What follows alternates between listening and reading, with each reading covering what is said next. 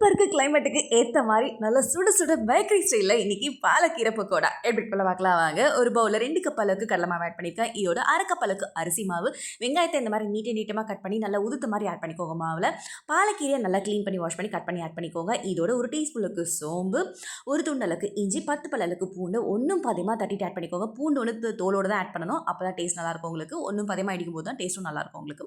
அதையும் ஆட் பண்ணிவிட்டு 2 பச்சை மிளகாய் கட் பண்ணி ஆட் பண்ணிக்கோங்க. தேவையான சால்ட் ஆட் பண்ணிட்டு ஃபஸ்ட்டு மாவை நல்லா மிக்ஸ் பண்ணிக்கோங்க.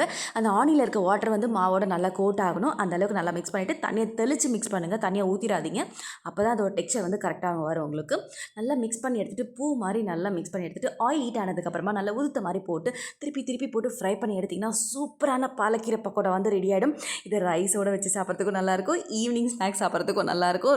ரொம்ப டேஸ்டியாக இருக்கும், ஈஸியாகவும் இருக்கும் உங்களுக்கு. கண்டிப்பாக ட்ரை பண்ணி சாப்பிடுங்க. சுவைக்கான தேடல் தொடரட்டும்.